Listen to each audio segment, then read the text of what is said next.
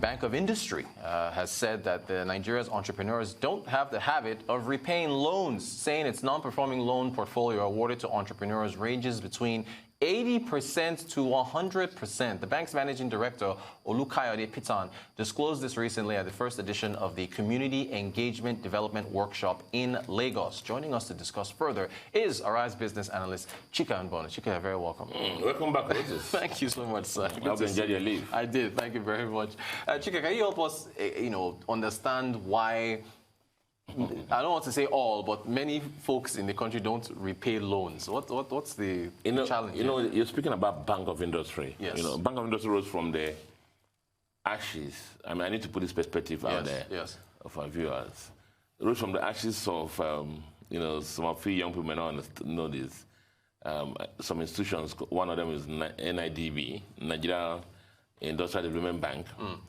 The other one was Nigerian MBCI, Nigerian Banking for Commerce and Industry, and then NEFON, another one, Nigeria Economic Reconstruction, Economic and Reconstruction Fund. This were the institutions that in 2001 were reconstructed to form Bank of Industry. Okay. And one thing that was very common about these three institutions I mentioned was the fact that they were put to debt, near debt, because of the issue of people borrowed and they didn't pay back. Ah, okay. So people didn't pay, MBCI, NIDB, NEFON.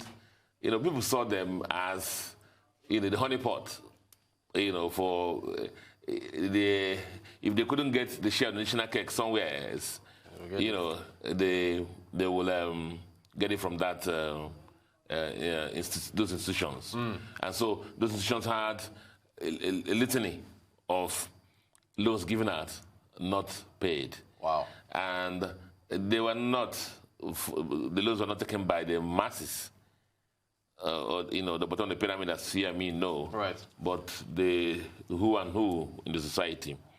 The question he asked me is just asking me why NDDC has, based on the audit report that came out, has about 6,000 or 13,000 uncompleted projects, right, with full disbursements made.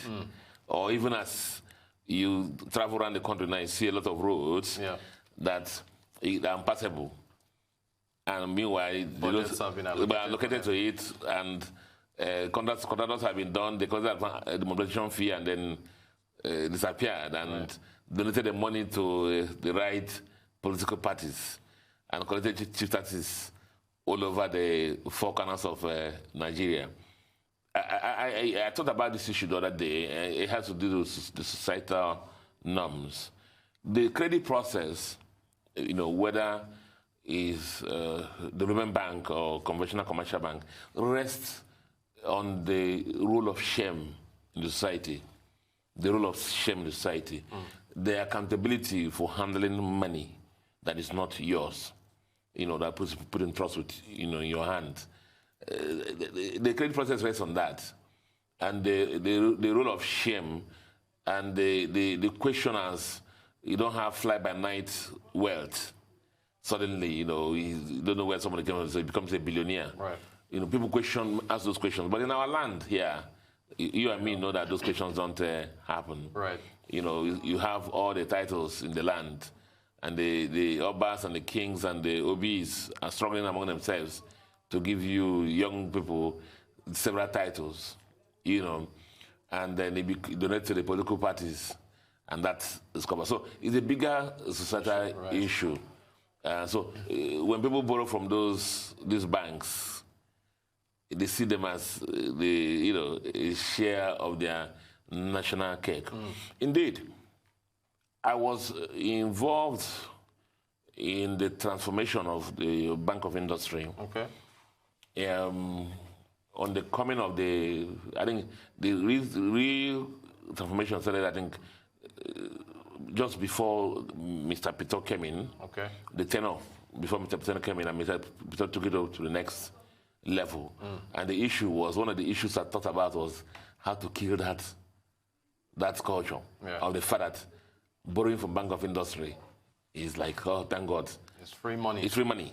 So ab initio, you already believe that you'll not pay back. So the normal credit process, you will not go through it, or you just know that it's going to go up. So it lead through their books in those days. It littered with so many non-performing loans. And if you probe and look at the names behind those borrowers, it's like the who and who in the society. I see. Yeah. So if as a solution to this, you're saying improve the credit process and perhaps, hopefully, we can see these NPLs to entrepreneurs coming down. Yeah, I think what the successive CEOs, including Mr. Kari Peter, have done is to put their feet on the ground and insist on corporate governance. It starts from the board of directors. You know, in those days, in the back of the envelope, you get a back of your card. You know, this person from me. You know, please, this boss. Yeah, a loan will go out. Yeah. But they have raised the level of corporate governance in the institution, and that has helped in the credit process. But the credit process cannot survive. You know, remember when we talked about First Bank here? Yeah. I thought about it and said that credit process draws from the corporate governance structure at the board. At the board level, the corporate governance structure is not tight, and the credit process will remain weak for any financial institution. You know, because who checks who? You know. Gotcha.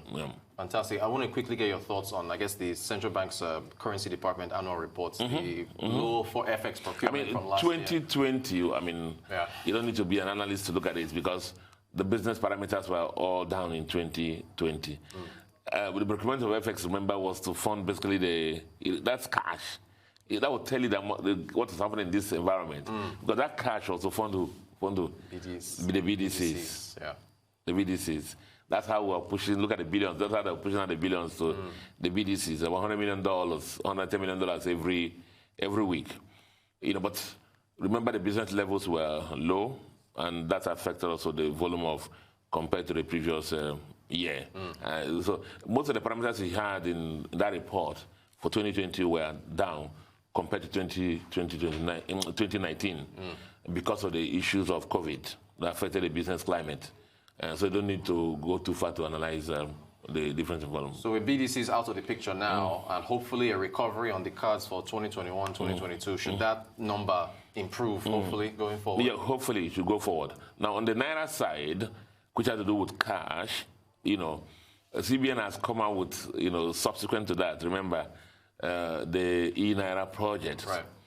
And the e-Naira project is also, you know, as you have better financial inclusion, you know, it's also assumed the quantity of cash out there in the system will actually reduce because more people are clustered into the banking ecosystem and they have conventional bank accounts. And so they don't carry fiscal cash around again or hold cash in their houses.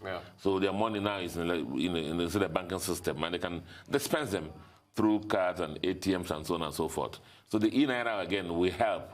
As we move to digital money, it will help in reducing the physical cash that we have. Right. And in fact, yes, for our viewers, you're referring to the 20% reduction in costs for printing. Printing Naira currency. Fantastic. All right, so Chika, it's November. Are you optimistic for, I guess, the close of the year? Usually these last 2 months of the year, business volumes tick up. Yeah.